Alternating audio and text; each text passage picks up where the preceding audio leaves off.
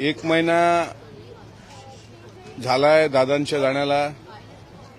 हे सांगताना फार अंतःकरण जड होतंय. अजूनही विश्वास नाही आहे की दादा आपल्यातून कुठं निघून गेले असतील. खरं तर महाराष्ट्राच्या संवेदना एक महिना झाल्या तशाच आहेत जशा पूर्वीपासून होत्या. अजूनही लोकांच्या मनातलं शंकेचं काहूर काही मिटत नाही. त्याच्यामुळे एका महिन्यात आता या विमानाच्या अपघातानंतर आमच्या काय हाती आलं महाराष्ट्राच्या, तर मला असं वाटते अद्यापही जे ठोस काही लागत होतं आम्हाला, म्हणजे जर सीबीआय चौकशी बसली असेल, उच्चस्तरीय चौकशी बसली असेल, न्यायालयीन चौकशी बसली असेल, तर जे ठोस काहीतरी पाहिजे होतं फास्ट ट्रॅकवर, ते अजूनही झालं नाही. इतकंच काय तर या एका महिन्यातलं फलित काय, तर मरीन ड्राईव्ह पोलीस स्टेशननी एफआयआर नोंदवून न घेणं, मला असं वाटते हे दुर्दैवी फलित या एका महिन्याचं आहे. अद्यापही वैमानिकाचा जो संशयास्पद रेकॉर्ड होता त्याबाबत खुलासा झाला नाही. विमानातल्या बेकायदेशीर बदल, कॉकपिट व्हॉइस रेकॉर्डर म्हणजे सीव्हीआर मधला फेरफार, ब्लॅक बॉक्सचे झालेले नुकसान, आता म्हणतात ते सुरक्षित आहे. व्हीएसआर व्हेंचर्स कंपनीचं राजकीय कनेक्शन, हवामानाचा चुकीचा अंदाज होता की काही दबाव वैमानिकावर होता. बारामतीमधल्या सेफ लँडिंगला एक इतिहास आहे, कारण ते अजितदादांचं स्वतःचं होमग्राऊंड होतं आणि हजारो वेळा तिथे त्यांनी लँडिंग केलं आणि तिथल्या भौगोलिक परिस्थितीची त्यांची आणि त्यांच्या वैमानिकांना पूर्ण कल्पना होती. मग शेवटच्या क्षणी प्रवासाचे साधन बदलणे असेल, ऑपरेटर कंपनीची संशयास्पद भूमिका असेल आणि याला तांत्रिक पुराव्यांशी काही छेडछाड झालेली आहे का, काही घातपात झालेला आहे का, किंवा अशा प्रकारचं सुसाईड बॉम्बर कोणी विमानात ठेवला गेला होता का, पोलीस तपासाऐवजी सीबीआयकडे धाव घेण्यामागची नेमकी कारणं काय, एटीसी सोबतचा तुटलेला कॉन्टॅक्ट, इंजिनमधले झालेले स्फोट, व्हीआयपी प्रोटोकॉलचं उल्लंघन, डिजिटल फुटप्रिंट आणि सीसीटीव्ही, गुप्तचर यंत्रणांचे अपयश, फॉरेन्सिक रिपोर्ट जे आहेत, high speed impact, international crash याची संदिग्धता, रडारवरून विमान गायब होणे आणि बॅगेतील महत्वाचे दस्तऐवज, हे असे अनेक प्रश्न आहेत की ज्यात अजूनही ते कोडं उलगडलेलं नाही. म्हणून महाराष्ट्र या विमान दुर्घटनेवर घातपाताचा संशय व्यक्त करतोय आणि मरीन ड्राईव्ह पोलीस स्टेशननी एफआयआर न घेतल्यामुळं किंवा झिरो एफआयआर न केल्यामुळं, त्याचप्रमाणे बारामती सुद्धा पोलीस स्टेशननी एफआयआर न घेतल्यामुळं ही शंका आणखी बळावते आहे. आणि म्हणून एका महिन्यात अजितदादांसारख्या इतक्या मोठ्या नेत्याच्या विमानाच्या दुर्दैवी अपघातानंतर महाराष्ट्राच्या हाती काय आलं, तर शंकेचं काहूर. अजूनही साहिल मदन, यश, सुमित कपूर हे तिघही कुठे आहेत? कालपर्यंत मी दोघांची नावं घेत होतो, आज मी तिसरं नाव घेतोय, सुमित कपूर. कारण सुमित कपूरबद्दल अनेक गोष्टी आता सोशल मीडियाच्या माध्यमातून यायला लागल्यात की तो कॅलिफोर्नियात असावा, कोणी म्हणतं मुलीकडे गेलेला असावा. जर तो अमेरिकेत असेल तर त्याला अमेरिकेत जाऊन सुद्धा शोधण्याची भविष्यात तयारी ठेवावी लागेल. त्याच्यामुळे या सगळ्या अनुत्तरित प्रश्नाला आता कधी वाचा फुटेल याकडे महाराष्ट्राचं लक्ष आहे.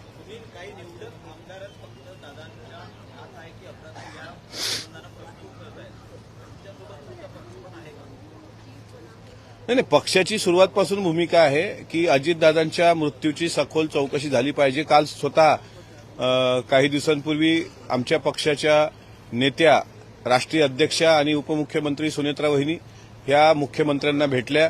त्यांनी सुद्धा सीबीआय चौकशीची मागणी केली. आता त्यांनी मागणी केली, त्यांच्यासोबत शिष्टमंडळ पण होतं, मग याचा अर्थ सर्व पक्षांनीच मागणी केली. स्वतः जय पवार यांनी सुद्धा ब्लॅक बॉक्स संदर्भात ट्विट केलं होतं. त्यामुळे सर्व पक्षाची मागणी ही आहेच.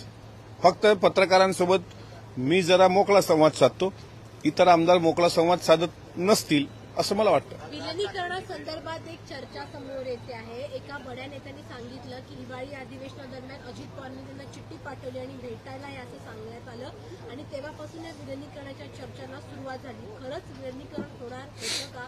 तर आता राष्ट्रवादीकडून शरदचंद्र पवार पक्षाकडून प्रतिक्रिया येते की आम्हाला त्यांच्याकडून ऑफर आली होती की या आपण एकत्रित येऊया. असा विलिनीकरणाच्या चर्चेच्या कुठल्याही म्हणजे चर्चेमध्ये, मीटिंगमध्ये मी सहभागी नव्हतो. मी काय पार्लमेंटरी बोर्डचा सदस्य नाहीये. विलिनीकरणाच्या बाबतीत निर्णय घेण्याचा अंतिम अधिकार हा आदरणीय अजितदादांचा होता आणि अजितदादांनी जो निर्णय घेतला असता त्या निर्णयाला आम्ही सर्वांनी एकमतानं होकार दिला असता.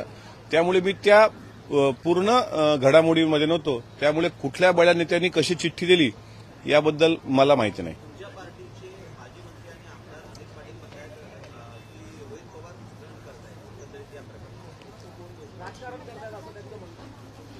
असं आहे की रोहित पवारांचे काका गेलेत, राज्याचे उपमुख्यमंत्री गेलेत, त्याच्यामुळे ते स्टंट म्हणता येणार नाही. कारण ज्या घरातला एखादा व्यक्ती गेला त्या घरातली व्यक्ती जर न्यायासाठी काल बघा तुम्ही, काल सकाळी ते मनसे पक्षप्रमुख राज ठाकरेंना भेटले, परवा ते बारामतीला गेले, नंतर ते परत मुख्यमंत्र्यांना भेटले, आज ते एकनाथ शिंदे साहेबांना काल भेटण्याचा त्यांनी प्रयत्न केला. म्हणजे त्यांची ती धडपड आहे की व्हीएसआर व्हेंचरवर एफआयआर का होत नाही, डीजीसीवर एफआयआर का होत नाही, तर याला स्टंटबाजी कशी म्हणता येईल.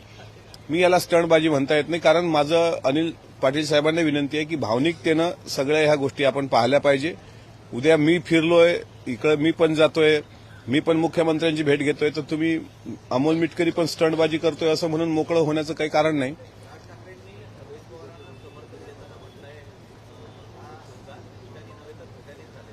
बरोबर आहे. पहिल्या दिवशी आम्ही पण म्हटलं होतं की तिथे धुकं होतं की धोका होता.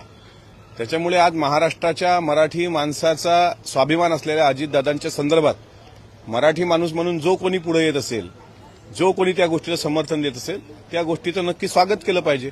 त्यांनी त्या विषयाचं गांभीर्य ओळखलं आणि शेवटी ती व्यक्ती लहान नाहीये. त्यांनी त्या विषयाचं गांभीर्य ओळखलं आणि त्यांनी जर पोलिसांवर ताशेरे ओढले असतील तर ही गोष्ट फार संवेदनशील आहे आणि ती महत्वाची पण आहे.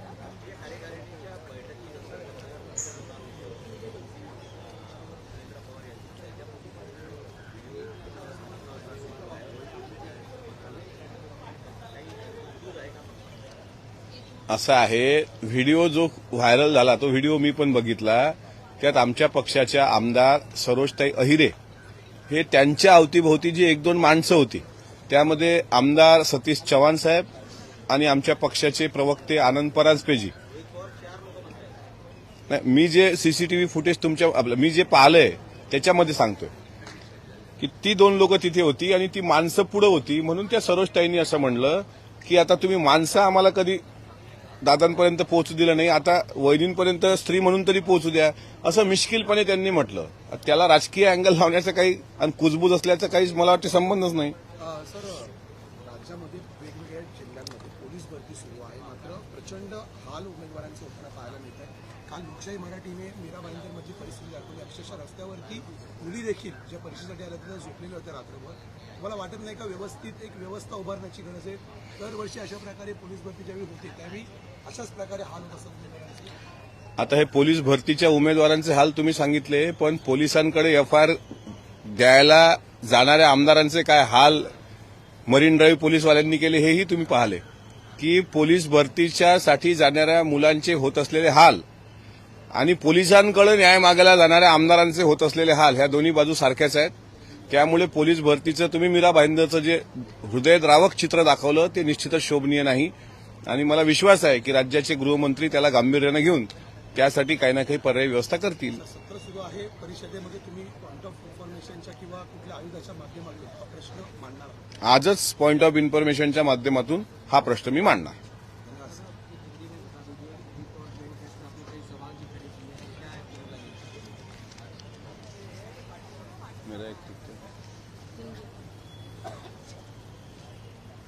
महाराष्ट्र के दिवंगत उप मुख्यमंत्री अजीत दादा पवार साहब, इनके फ्लाइट क्रैश को आज पूरा 1 महीना हो रहा है. आज 28 फरवरी है.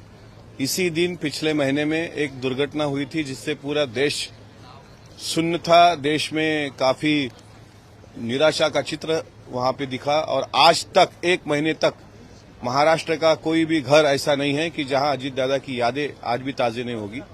लेकिन 1 महीने में बहुत सारे सवालात अभी भी बाकी रहते हैं. साहिल मदन कहाँ है, यश कहाँ है, सुमित कपूर कहाँ है. डीजीसीए ने जिस तरीके से वीएसआर वेंचर को एक परवानगी दी थी या उनको एक अथॉरिटी दी थी दादा को टेक ऑफ करके बारामती ले जाने तक, तो बारामती जैसी सेफ लैंडिंग जहां हो सकती है, जहां कई बार अजीत दादा हो, पवार साहब हो, आना जाना उनका रहता था, वहां पे इस तरीके से फ्लाइट क्रैश होना और बहुत सारी संदिग्धता सीसीटीवी फुटेज से लेके दादा के वीएसआर वेंचर में बैठने तक की अभी भी कायम है. 1 महीने में क्या हाथ में आया, तो 1 महीने में ब्लैक बॉक्स मिला और ब्लैक बॉक्स भी पहले जला हुआ मिला, फिर उसका डेटा रिकवरी के लिए बाहर देश भेजा गया। 1 महीने में क्या हासिल हुआ, तो 1 महीने में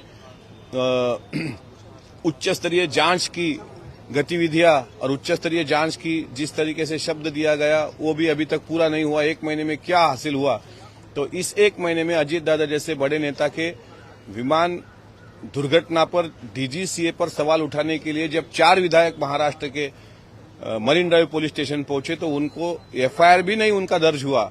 ये 1 महीने में अजीत दादा जैसे बड़े नेता के जाने के बाद का महाराष्ट्र का दुर्भाग्य है। आज 1 महीना पूरा हो रहा है, लेकिन दुर्भाग्यवश ये कहना पड़ता है कि अजीत दादा जैसे नेता के न्याय के लिए अगर एफआईआर भी दर्ज नहीं होती हो तो मुझे लगता है महाराष्ट्र के दृष्टिकोण से, महाराष्ट्र के हित से उचित नहीं। हम दादा को अभी भी मिस कर रहे हैं और दादा जैसा नेता महाराष्ट्र से इस तरीके से चले जाना, अभी तक वो सदमा महाराष्ट्र में घर घर में कायम है। तो आपको ऐसा लग रहा है कि इसमें कहीं ना कहीं जो जांच एजेंसी है या फिर महाराष्ट्र सरकार कहीं ना कहीं सक्षम है इस पूरे मामले को जांच करने के लिए? मैंने असक्षम तो नहीं कहा, लेकिन कार्य करने का जो फास्ट ट्रैक चाहिए उस तरीके से फास्ट ट्रैक अभी तक इस पूरे इन्वेस्टिगेशन में जो दिखता नहीं है वो काफी शर्मनाक है। हम चाहते हैं कि सीआईडी इंक्वायरी यानी कि कम से कम सीसीटीवी फुटेज तो दादा का मिले वीएसआर में बैठने तक का, करीना गेट नंबर 8 से वीएसआर तक। तो जांच चल रही है तो बिल्कुल चल रही है, लेकिन जांच करने का तरीका जिस तरीके से डिले हो रहा है उसके बारे में संदिग्धता है। महाराष्ट्र के कई जिलों में और पूरे तमाम राज्य में जो है एग्जाम्स हो रहे हैं 10th और 12th दोनों ही बोर्ड्स के, लेकिन इसी बीच कई सारे कॉपी करने के इंसिडेंट्स जो है सामने आ रहे हैं। एआई का इस्तेमाल किया जा रहा है, जिसे लेकर अब कई महाराष्ट्र सरकार द्वारा विकल्प भी आजमाए जा रहे हैं। नहीं, अगर इस तरीके से कॉपी सेंटर पे 10वीं 12वीं के होता होगा और एआई टेक्नोलॉजी का यूज करके जिस तरीके से आप बोल रहे हो, अगर ये सच बात है और होगी भी, मैंने भी कई सारे सेंटर ऐसे मेरे कान पे अभी वो वीडियोस भी आए मेरे मोबाइल पर भी कि किस तरीके से कॉपी चल रही है, तो इस पे महाराष्ट्र के शिक्षा मंत्री का जरूर इस पे वो ख्याल देंगे और गंभीरता से लेंगे, क्योंकि मुझे लगता है 10वीं के अभी आधे पेपर तो हो चुके हैं, लेकिन अब पछताए हो तो क्या, चिड़िया चुग गई खेत, ऐसा नहीं होने को ना। सर, शिखर बँक घोटाळा प्रकरणी काल एक निर्णय आलेला आहे, कोर्टाने क्लीन चिट दिलेली आहे, या सगळ्याकडे कसं बघता? कारण असं आहे, क्लीन चिट देणं म्हणजे तुमचा भ्रष्टाचार दाबणं असा त्याचा अर्थ होतो। भ्रष्टाचार झालाच नसल्यामुळे कोर्टाने, माननीय उच्च न्यायालयाने जो निर्णय दिला त्याचा अर्थ असा आहे की गोवण्याचा प्रयत्न झाला पण त्यातून काही निष्पन्न झालं नाही। त्यामुळे माननीय कोर्टाने दिलेल्या निर्णयाचं स्वागत करतो आणि आम्हाला सर्वांना त्या गोष्टीचा आनंद आहे। तुम्ही बघा, ह्या गोष्टी कधी कधी आरोप होत असतात। आता अरविंद केजरीवालांवर सुद्धा मद्य ते काय घोटाळ्याचे आरोप झाले, त्यांच्यासह 23 लोकांना आत टाकलं गेलं, पण काल ते निर्दोष झाले। त्याच्यामुळे आरोप होणं, ते सहन करावं लागणं आणि त्यातून निर्दोष मुक्तता होणं, त्याच्यामुळे क्लीन चिट हा शब्द मी म्हणणार नाही, पण माननीय न्यायालयाने जो निर्णय दिला त्या निर्णयाचं स्वागत केलं पाहिजे। याचा अर्थ आरोप करणं सोपं होतं, मात्र आरोपात काही तथ्य नसेल तर अशा प्रकारे न्यायालयीन व्यवस्था आजही सर्वसामान्य लोकांच्या पाठीशी उभी असते। टीका करतायत की उपमुख्यमंत्री झाले सुमित्रा पवार आणि महिन्याभरातच त्यांना या सगळ्या गोष्टीतून मुक्तता मिळाली, हे सर्व सोयीचं राजकारण आहे। जे विरोधक असं म्हणत असतील त्यांच्या जिभेला हाड नाही। आदरणीय सुनेत्रा वहिनींना मुक्तता मिळाली असा उन्मत्तपणाचा शब्द जर कोणी मुजोरडा आणि माजोरडा करत असेल तर मला असं वाटते त्याला एकतर आई बहिणीच्या संदर्भामध्ये कसं बोलावं याचं भान नसेल किंवा त्याच्या मायबापांकडून त्याला संस्कार नसतील। अरे तुम्ही विरोध करा, पण अशा पद्धतीने नालायकांना जर बोलत असाल तर हे महाराष्ट्र कसं सहन करणार आहे? त्यामुळं अशा लोकांच्या विरोधाला आम्ही कवळीची किंमत देत नाही। निर्दोष असणाऱ्या व्यक्तीला जर निर्दोष ती व्यक्ती होत असेल आणि मग एका महिन्यात त्यांना काय मुक्ती मिळाली असं, त्या मुक्तता मिळाली असं म्हणणाऱ्याच्या बुद्धीची कीव करावी वाटते। झालं ना आता? झालं ना? भिवंडीमध्ये नमाज पठणाचा एक कार्यक्रम सुरू आहे, त्यासाठी पार्किंगची व्यवस्था या लोकांनी केलेली होती, मात्र ही पार्किंगची व्यवस्था पालिकेने पाडून टाकली आणि त्यामुळे तिथे आता तीव्र नाराजी पसरलेली पाहायला मिळते। कसं बघता या सगळ्या प्रकरणाकडे, कारण सध्या मोजे सुरू आहेत त्यामुळे? तुम्ही फार प्रश्न महत्वाचा विचारला आणि हा प्रश्न विचारून तुम्हाला आता काय उत्तर द्यावं. मी तुम्हाला एक मात्र सांगतो, माझ्या मागं जो छत्रपती शिवाजी महाराजांचा पुतळा आहे आणि त्याच्या समोर जे भारतीय संविधानाची उद्देशिका आहे, त्या भारतीय संविधानाच्या उद्देशिकेमध्ये विचार, अभिव्यक्ती, विश्वास, श्रद्धा, उपासना ह्याचे स्वातंत्र्य आणि दर्जाची व संधीची समानता हे डॉक्टर बाबासाहेब आंबेडकरांनी दिलेले शब्द तिथे कोरलेले आहेत. त्याच्यामध्ये सर्वांना आपल्या धर्माची प्रार्थना करण्याची मुभा आहे. एखाद्या पत्रकारांच्या स्टुडिओमध्ये जसं गणपती बसवण्याची मुभा आहे, हिंदू धर्माला आपण सन्मानानं गणपती बसवतो, तसंच त्या स्टुडिओमध्ये जर मुस्लिम बांधवांना नमाज पढायची असेल तर त्याला विरोध व्हावा. मला असं वाटते ते दुर्दैवी आहे. महानगरपालिकेने कशा अर्थाने ते बॅरिगेड्स काढले किंवा कसं कायदा सुव्यवस्थेची प्रश्न निर्माण झाला असं काही असेल तर महानगरपालिकेची जर चूक असेल तर त्यांनी ती दुरुस्त करावी. पण कुठल्याही धर्माच्या आड कोणी येता कामा नये असं मला वाटतं. कारण या देशाला एक संविधान आहे आणि ते संविधान जिवंत आहे. लोकशाही मराठी ऐका, पहा, जागरूक रहा.